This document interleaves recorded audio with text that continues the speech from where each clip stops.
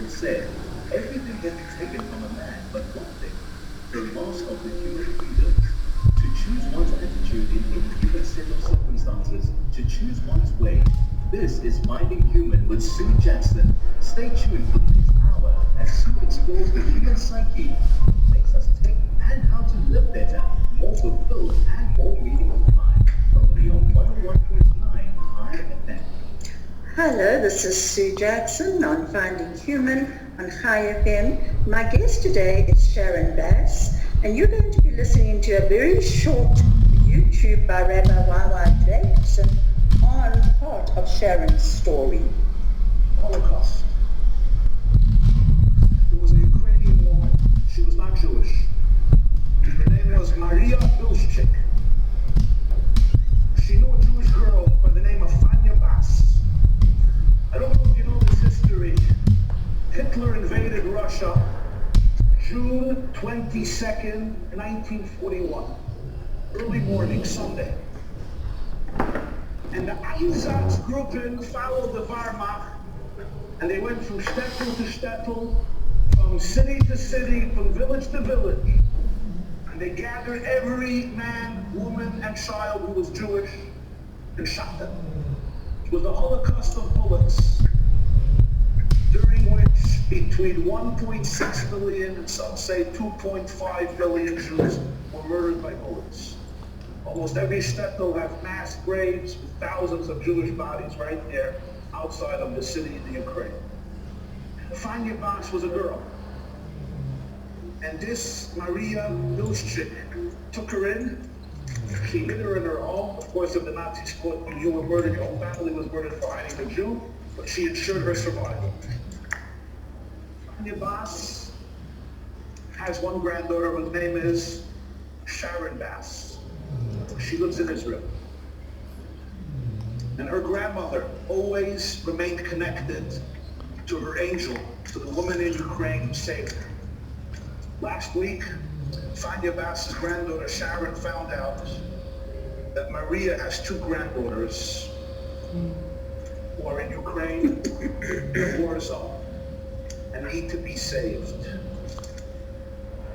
So Sharon reached out and secured their journey from Ukraine to Israel. Here's a picture of these two granddaughters of Ukraine, and the granddaughter of the woman who was saved by their grandmother greets them in Ben Gurion Airport in Tel Aviv.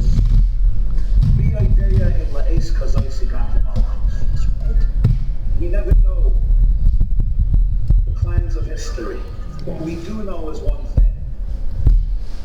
When you were born, where you are, your opportunities, your gifts, and your challenges, your talents, resources, and difficulties are all with Hashkach. It's all by divine providence. And when I wake up in the morning, I have that choice, a very profound choice.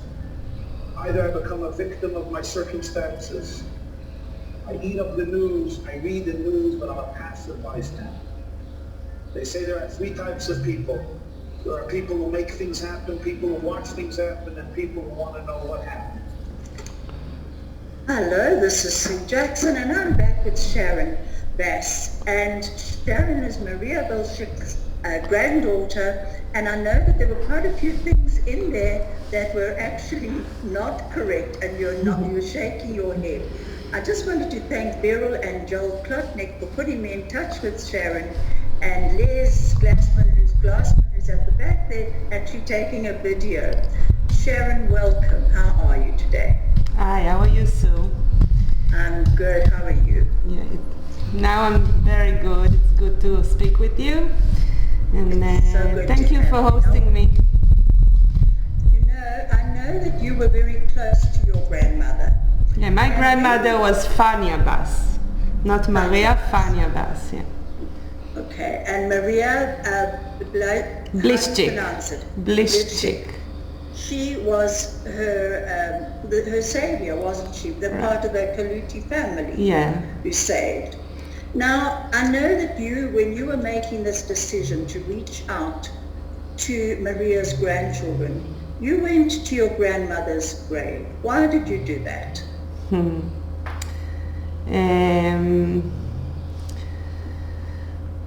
My grandmother was a major part of my life. Since I was a little girl, she always shared with us and told us the stories, sang us the songs that she used to sing. And I feel like the Holocaust is a part of me, a big part of me.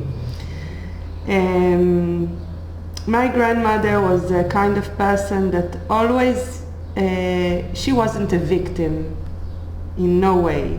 She, like you said before, she took the business into her hands, and she was very active. She volunteered in many places, telling her story over and over again to all the grandchildren. We all knew what happened back then.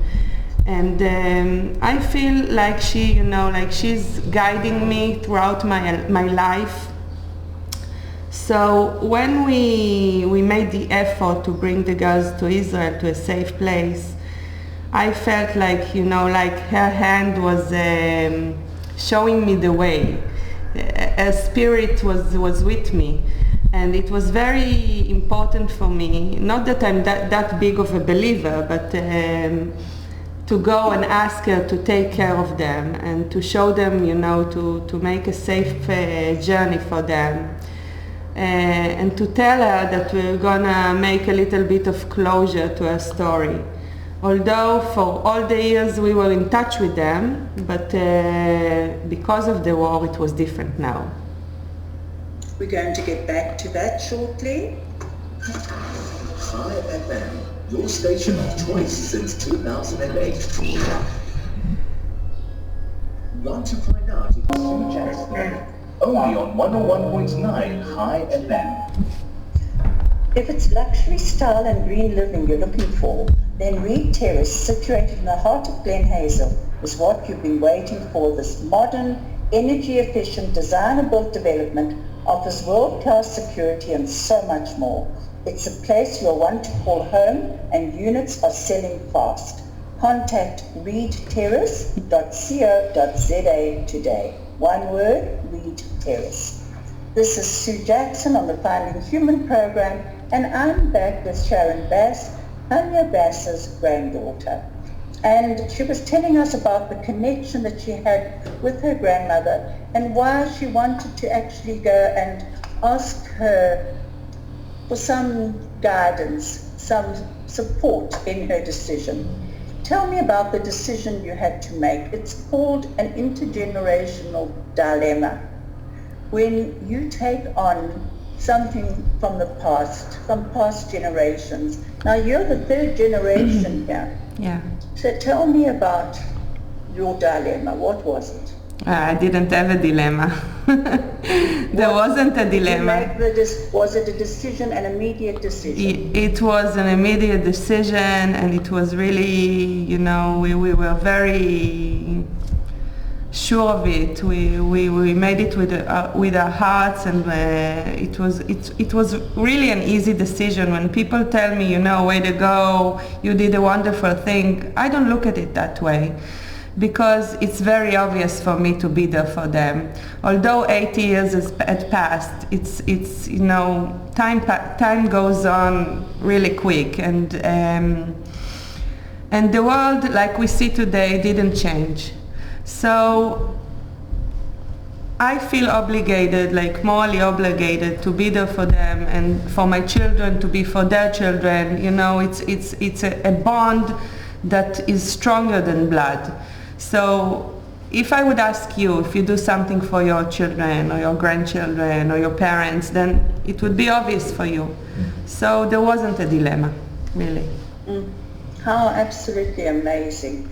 And you've been in touch with them, your family has been in touch with the family since the 1990s. I saw that straight after the war there was a period when everyone was sort of scattered all over, and your family were going to Israel. That was before you were born, obviously, a long time before.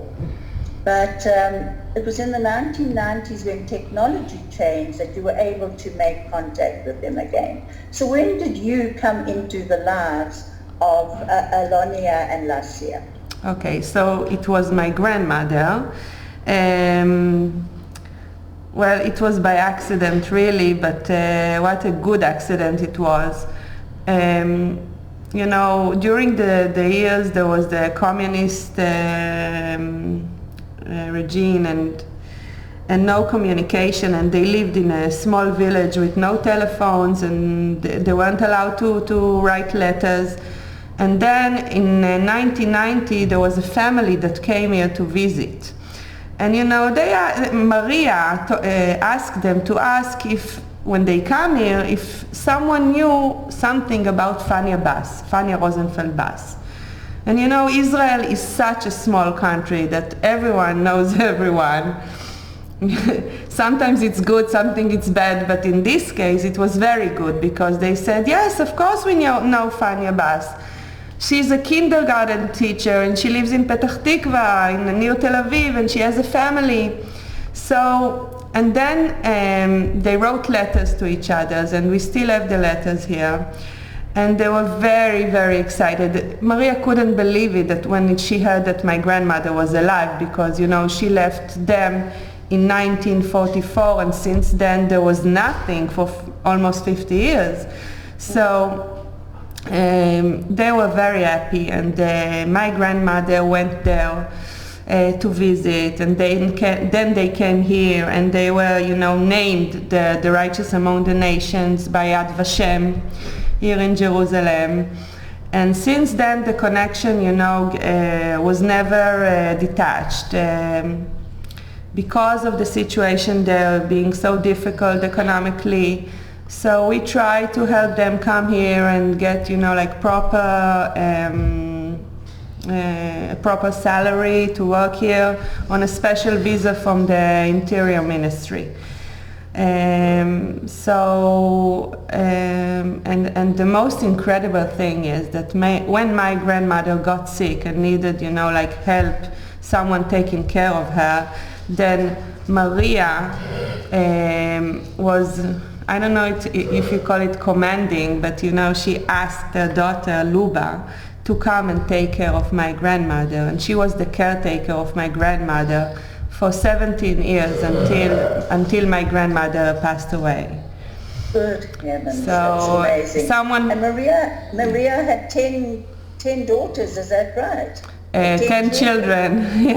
Yeah. 10 children. So Luba was one of them. Luba is still here in Israel. She has two more years to be here, and we're trying to get them a permanent stay here, because, you know, she gave her life for my grandmother. Amazing, absolutely amazing. Your grandmother passed away in 2019. Yeah. So is Luba in contact with her nieces now? Maria's, the grandchildren who are here? Yeah, she of course, you know, that, as I told you before, I grew up with my grandmother and grandfather actually in the same house. We lived together. My parents built a house behind my grandparents' house. So when my grandmother died, then my parents let Luba stay there and live there, you know, instead of giving it to someone else and taking rent or something. It was really obvious that she's going to stay there as long as she wants, because she's part of the family. And the connection with the family in Ukraine is always there. We're speaking to them by phone or WhatsApp, or you know, we're friends on Facebook. And now the situation is really difficult, and they're very, very scared. They're intimidated by the situation. Yeah. And I'm sure, being an Israeli, you also understand that, because you also know what it is to run into bomb shelters and try and save your family. But going back to your grandmother, it was also a very fascinating story of who she married. I mean, your granddaughter had a name in Ukraine. She was taken in by Maria's father, and before them by another family. They were Baptist, Christian Baptist, Yeah. religious people.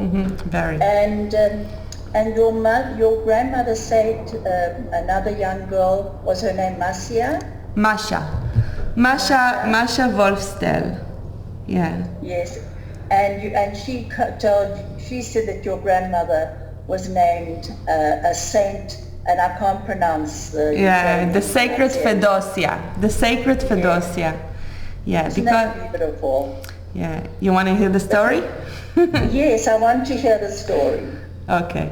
So my grandmother was exceptional because she knew the Torah, the Bible, by heart. You know, she went to school, she studied, and it wasn't the case in the Baptist over there. So one night she dreamt a dream. And in a dream, she dreamt in the book of Isaiah that Gentiles should leave their bad ways and help the Jewish people. And when she woke up, that's what she's saying, she told me, she woke up and saw the Bible open on that chapter. So she went and told that to the reverend. And since then, it was like God had sent her to them. And so they took her into the Baptist to go and tell all the congregation. Yeah, and when she went there, she told them and she asked them that they should save as many Jewish lives as they could. And since then, many more were also righteous to do, the righteous thing and help Jews. So in the story of Masha, my grandmother used to wander the forest looking for Jewish people to help, to bring them food, to bring them clothes, if they need medicine, something like that. And on one of her trips, she saw a little package, and she didn't know, what it was. And she came closer, and she saw a little girl, and she thought she was no more than 5 years old because she was so small. And the girl looked up to her, and she asked her, "What are you doing here in the middle of the forest? It's winter, it's cold, you're all by yourself." And she told her that her father went looking for food and never returned. So she took her under her jacket, her coat. And that was the last time that Masha was alone in the forest. And if you saw there's a little movie, a short movie from Yad Vashem that Masha is telling the story by herself.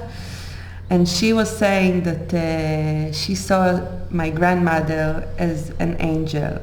Angel, sent for her to save her. And I'm telling you, it's really something that was in my grandmother's, it was in her veins. She always, until the last day, she didn't think about herself ever. So she was always reaching out. Yeah, she was always reaching out. Yeah. So what would she think about you now, do you think? What you are doing? What would she say? I think part of her, her reaching out and giving back, it was part of her giving back because she was given a life, in such an horrific times by the Kalota and Blischik family. It was like a present, you don't get presents like that in times like that. So she always felt like she has to give back some of it. And I think it grew up to me also. Like I got it, for my grandmother. Wonderful. And I think what a wonderful thing. And you think what? Again, I don't feel like I'm doing something, big or out of the ordinary. I don't think that I can behave differently and do That's so something wonderful. different for them. And your grandmother lost much or most of her family in Ukraine in the Holocaust, by bullets mostly, as Rabbi Jacobson actually did say. Was there ever a heaviness about her that she passed on to you? Or was it more a sense of just gratitude that she was able to go on with the family name? You know, a Shoah, there are so many mixed emotions. Terrible. The guilt of living and the survival guilt. Yeah, she felt very guilty especially because she has one story that haunted her in the night. She woke up almost every night with this dream. She had a young brother called Israel, and they were sent. That's the way that she was saved from the beginning. They were sent to a working camp, Avodot Kfiyah, to build a bridge that the Russians had bombed, and I don't know, the Nazis to build it again. And they went on a week walk. So when she went out of the ghetto to get to that site, her brother was just getting back from there. And she told him, Israel, please stay with me for another week, and so we can get more food to our parents and brothers and sisters. And he didn't want to do that. He said, you know, Fania, I miss Abba and Ima, my parents, so much. I can't stay with you.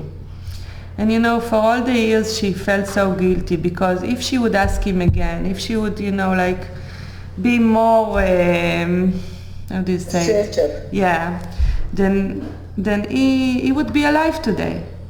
Wow. What a burden to carry. Yeah, it's a big burden. Sharon, I would like to just hear about your grandfather, because there's also such a wonderful story of the person that Fania actually married, your grandfather. Would you tell us a bit? We might have to stop during it, but just please start telling us. Okay, so my grandfather, Yaakov Bass, he was the only Jew that stayed out of the ghetto.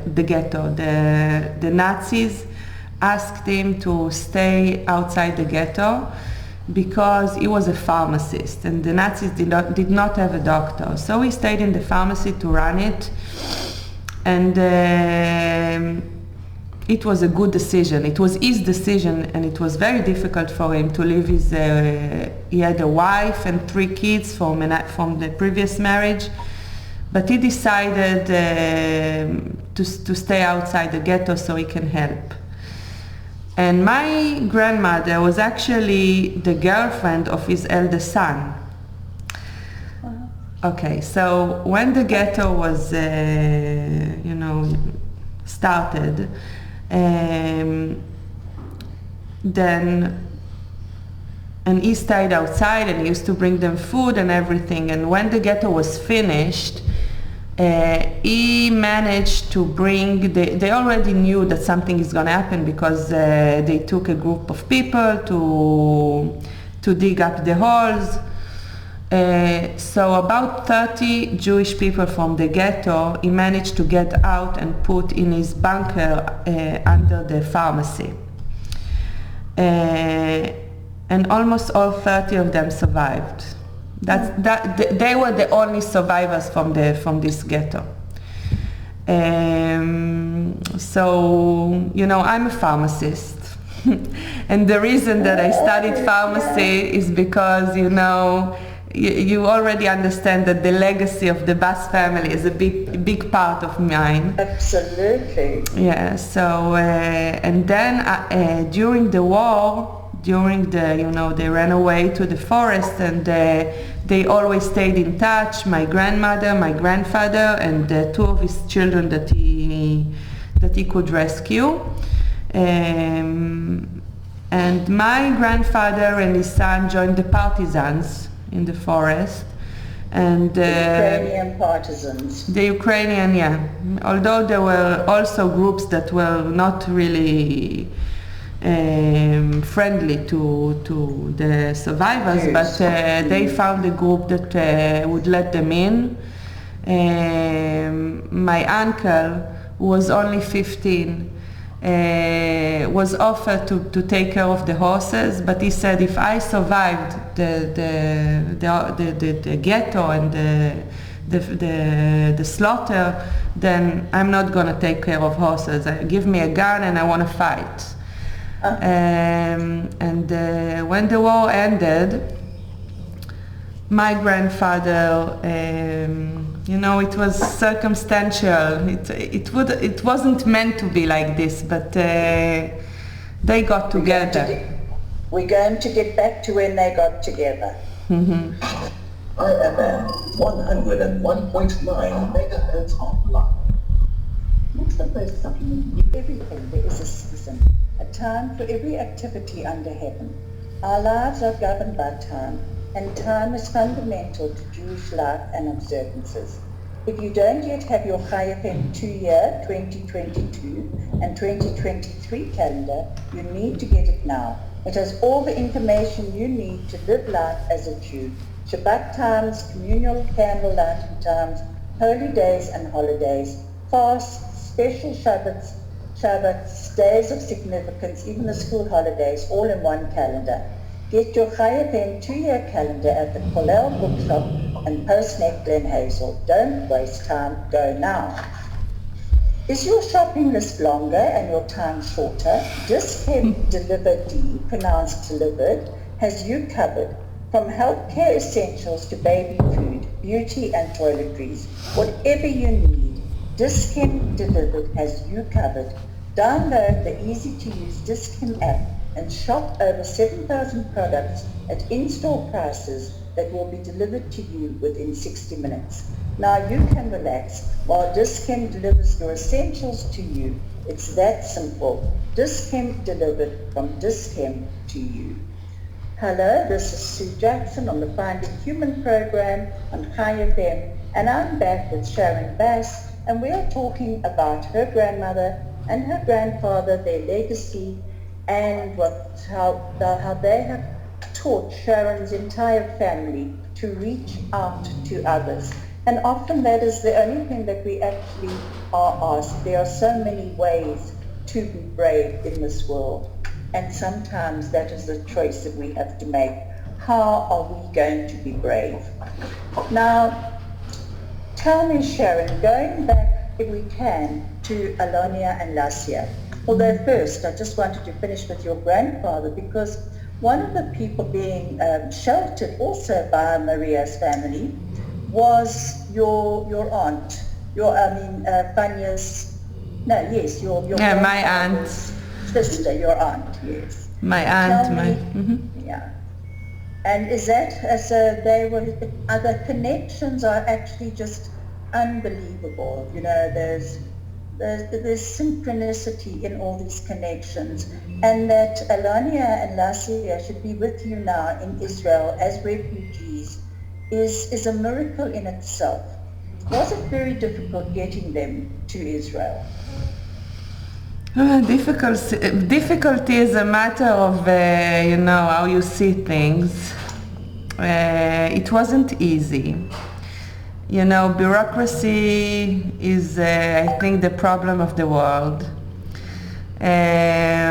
We should be more humane and morally, how do you say it? Know the way forward. Yeah. The way forward. And less, and to think less about, what I don't know if to call it consequences, because there are no consequences. The problem with, I think, with the Israeli government, if I can say that, and I'm not a politician, is that we forgot that to put things, like to write things or to give certificates is not a big thing. We should do things. We when we go back to our when we go away from this world, then what we do is what matters. So being afraid of destroying our Jewish identity or things like that should not be taken, as a matter when you want to approve them coming here. And that was the problem. The Israeli government gives them a working visa for 5 years because of their being grandchildren of righteous Gentiles. And after 5 years, they are deporting them. And what we think, my family thinks, is they should not depend on us anymore. The state of Israel should give them the proper status that they can come here and live here and work here and visit here without any problems for as long as they want and when they want to. Is that what you're trying to apply for? Yeah, that's what we're trying to get them. Well, please God that you do manage to get that. As we say, there's a lot of bureaucracy that you've got to go through first. But just going back to getting them out of there, was it a difficult journey for them coming through Ukraine from their homes? When they came on March 6th, it wasn't so. The war didn't get to their village yet. So, in a matter of getting them out of the Ukraine, it was a long trip, and they saw things on the way, especially on the border with Poland. It was very difficult for them to see, all the children. Without the essential that they need, diapers or food or everything. And on the Polish border, they got everything. But you're feeling like refugees is not a nice feeling. And leaving your family behind is really difficult, and you're worried about them all the time. So the journey itself wasn't so terrible. It was something like 15 hours trip to Warsaw. And then we got them, Alona had a friend in Warsaw that gave her a place to stay in for a few days until the flight to Israel. But the absurd is that what I was afraid of is not of the journey. I was afraid that when they come to Israel, they won't be let in. The government won't let them in. The state of Israel won't let them in. And that was my biggest concern. And it's absurd. Because have you forgotten what happened 8 years ago? Have you forgotten what these people did for our people? It makes you very angry, I can see that. Very angry. You're fighting a lot of red tape there. Yeah, a lot of red tapes. But we're gonna make them all green. 101.9 megahertz online.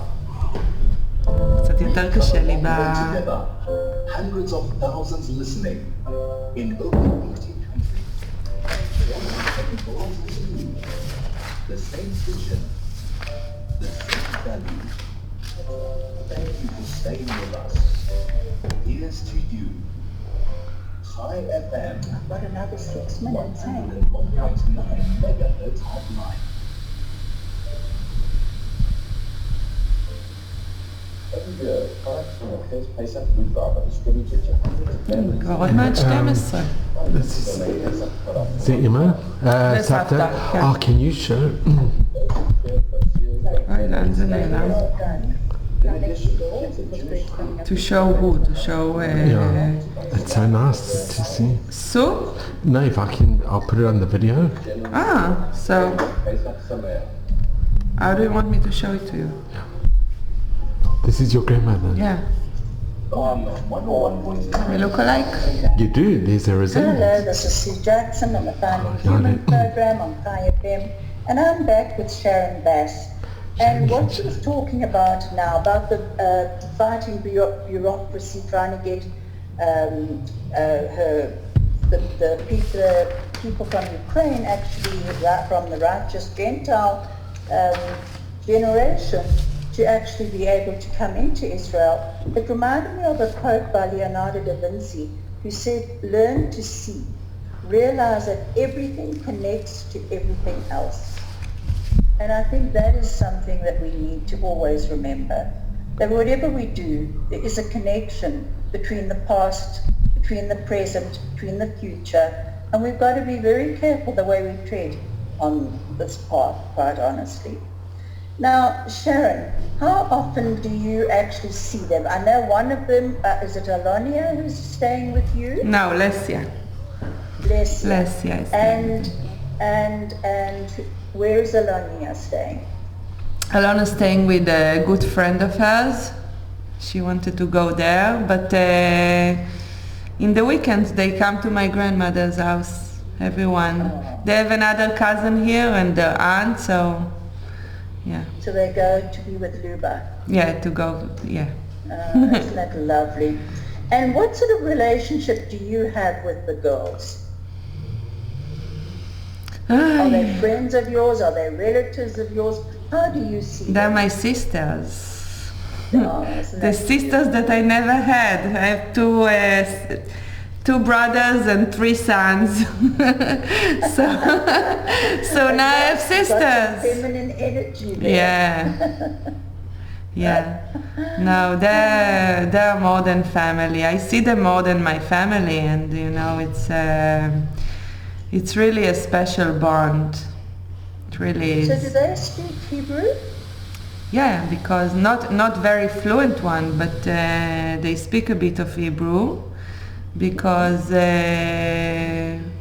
Luba is here for 17 years.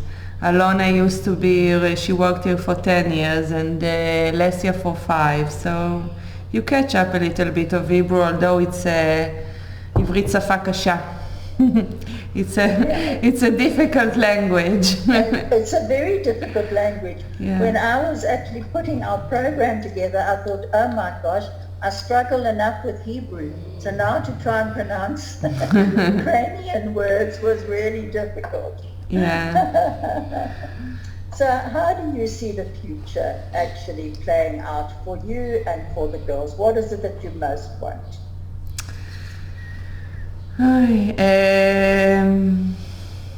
Like I said, I want the best for them, whatever they decide. Now the situation. Would you like their family to come as well? The family they've left. Now we're making effort to bring 3 more girls here because of what happened in Bucha. It's so terrible, and they're really scared for the girls, and so 3 more girls are supposed to come here maybe even this week. Look, it all depends on what happens over there, because you can never know if they'll have something to go back to. The situation there is really getting worse and worse. Must be very frightening for them every time they turn on the news. They don't do that. And see the horrors of war. Yeah, they're trying not to watch the news, but they're talking with their families every day on the phone and getting all the important information. So how would you like to end this program? We are coming towards the end of it, and it's been such a pleasure having you on my program with me. Mm-hmm. How would you like to end? Well, I want to go back to the words you said before. You said about, there's an Israeli proverb that Yigal Allon said. You know Yigal Allon? He said that people that don't know their history, their present is, maybe if I'll say it in Hebrew it will be easier for me. עם שלא יודע את עברו, העבר שלו דל, ההווה שלו דל ועתידו לוט בערפל. When you don't remember your history, your present and your future is unknown. So I think if we'll reconnect to our history, then our future will be better. And giving back and be kind to other people is not a bad word. And you have to act by it. Yeah, that's it. Thank you so much. That's a beautiful way to end. And you know that I just wanted to just end with this. There are no have-tos, just choices. And that was by Eleanor Roosevelt. Yeah. So may you go forward with the choices that you have made with many blessings. And thank you again so much for being on my program. Thank God you, bless. Sue. Thank you. High FM, your station of choice since 2000. Can I talk to you? Oh, yeah. Could you show the pictures Sue? of Sue, wait, of did your you see my grandmother? Did you see her picture? Yeah, I did. Oh, beautiful. She's very beautiful, eh? Fun. Yeah, she used to be very beautiful. and maybe And there's a few of the another others? picture with Maria. Yeah. I've seen that one. You saw it? Absolutely lovely. Yeah. Sharon, thank you Thank so you. much. Was it all right for you to be on? Yeah. I speak better Hebrew, but it's I okay. thought you were wonderful. What a blessing. So Sue, I'll just come in here as well. Sue, you're amazing. You're both amazing. I'll just... Here, Les is coming here. So Sue, wow, it was amazing. Sue, Did you wow, enjoy that, Les? it was unbelievable, and I'm so grateful. I'm grateful to both of you. This was absolutely, just there's no words. There are no It words was really. amazing what she had to say. It's amazing. Hold on 1 minute, Putting Sue. responsibility to everybody. Sue, I just want to video. I just want to Yeah, do a quick not video with you. On the news now, so I've got to go. Okay, wonderful. Okay, Sue, thank you so much. I will be in touch and send you the podcast as soon as it's done. Okay. Thank you, Sue. Yes, and thank you, Sharon. Thank you. Bye-bye. This is the certificate of honor from Yad Vashem for the Kolota family, Conon, Antonina, Anna, and Maria, given in 1995. This is my grandmother, Fania.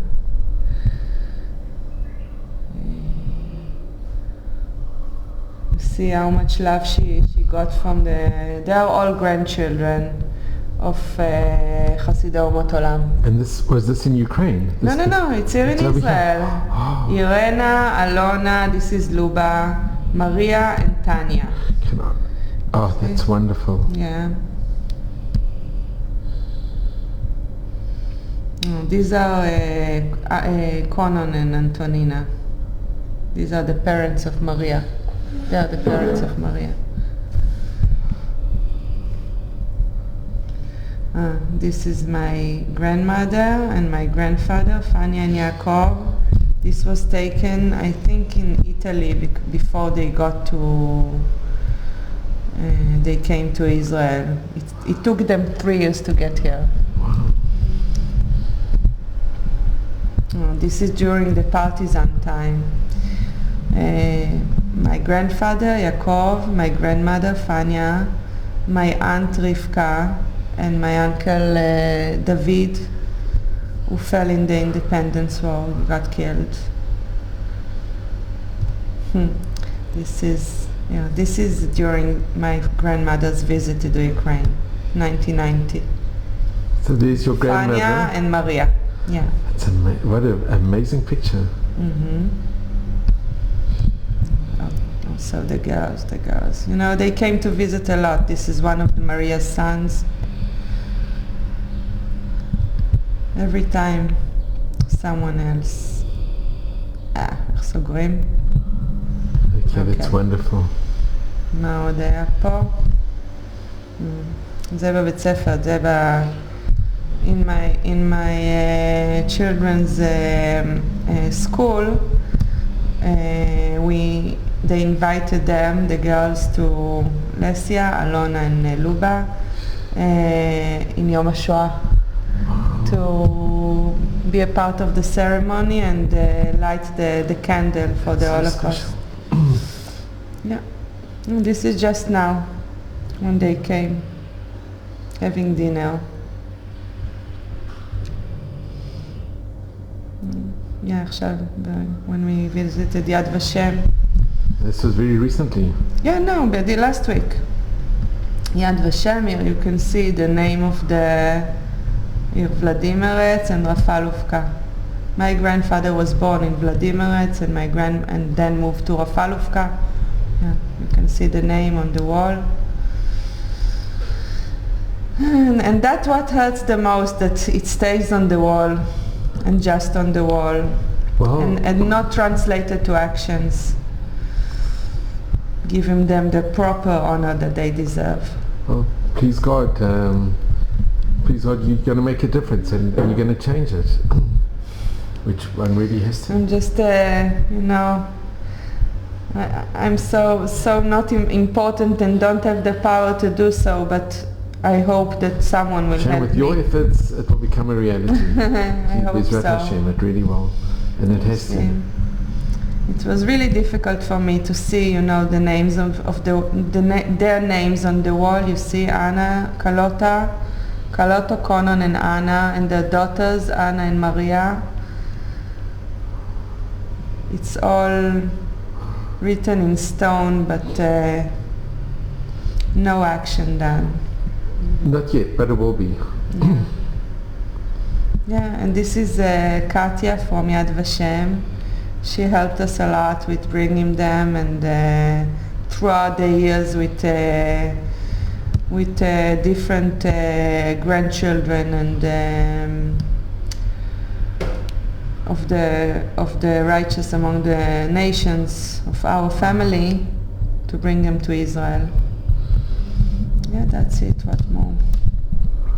This is during Shabbat, sitting together, my grandmother and the girls, my father. There are a lot of pictures like that. Yeah, this one's also my brother, my grandmother, Maria, Alona, Luba, my mother. Where am I? Yeah, so outside in the garden, sitting, having dinner. Yeah. It's family. It's really family. Yeah, it's more than family. It is more than family, and please God, it won't only just be on the wall. It will be a reality. Yeah, that words won't stay on the wall and on paper only, and be translated into actions, and giving them the proper honor by giving them the status of being residents of Israel. Which they so deserve. Sharon, thank you so much. Of course, they deserve it more than anyone. I couldn't agree more. This is Sharon Bass. Yeah. Such an honor and a privilege to be in your home. Irit, if you could just mention a little bit about the most amazing thing that your family, how they brought in. My daughter, it's wonderful. She's do everything for the Hasidei Umot Olam. The righteous amongst the nations. Yeah. But you did it for 20 years. Sharon, can you go together? Yeah, of course. Such a... Okay. My mother, for the last 20 years, she got, she ran and went to all the high places where you should go to get the visas, the special visas for the righteous Gentiles, doing her best, and it took a lot of time and effort, but she did it with all her heart. to get them here to a safe place and to help them with the everyday problems of getting a good living. Yeah. So to personally bring from the family that saved your family, to bring the grandchildren to Israel. Yeah, the grandchildren, because the economical situation over there in the Ukraine is not so good for a period of time, for more than several years. Then we try to help them by getting here and giving them like a proper job and home and. So several of them came during the years to work and live here and send money to their family back in the Ukraine. And they are the same, the grandchildren and the children of the people who saved my grandmother's and my grandfather's life during the Holocaust. It's unbelievable. Thank you so much. must to go. Thank you so much. זאת לסיה. נו, תגידי לפחות שלום, משהו. שלום.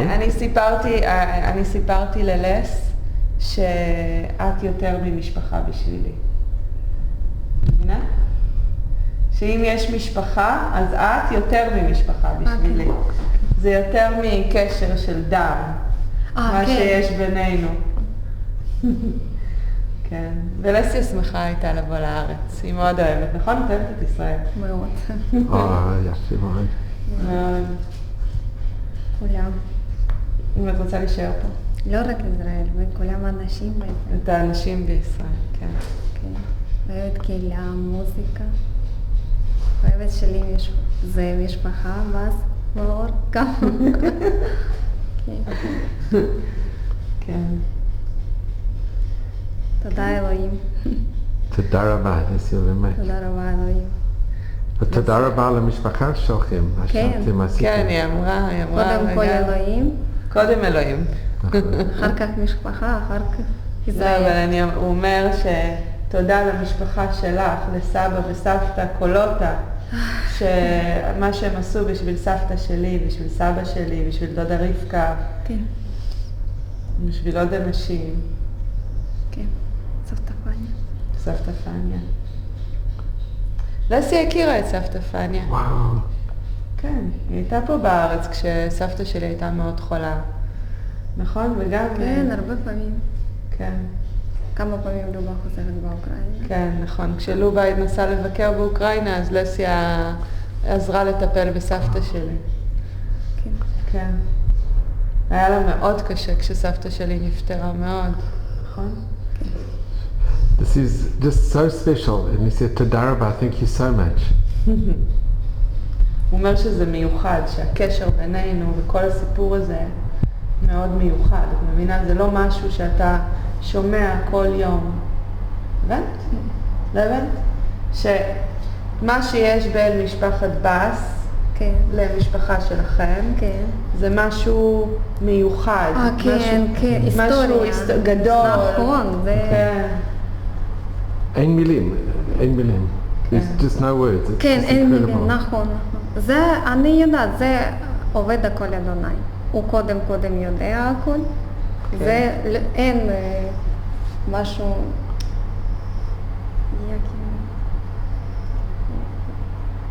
לא יודעת. הכל נעשה לכדברו. זה צריך ככה, זה אדוני. מה שצריך להיות, ככה יהיה. זה מה שלסיה מאמינה. שהכל בא מלמעלה, אבל אני אומרת שצריך לתת עוד קצת פוש מלמטה גם. יפה מאוד. אתם כמו אחות. כן. מה זה אחות? אחות שלי. כן? סיסטרה. סיסטרה. תודה. כן. You like sisters, you're more than הרבה פעמים sisters. אמרה לי, אני אחותי. כן, אני משפחה. כן. זה מה שאני מרגישה פה. כן? נו מה? כן, כאילו מופתע. תודה רבה. אני יודעת, הרבה פעמים את אומרת את זה.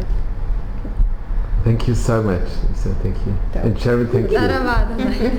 לכולם.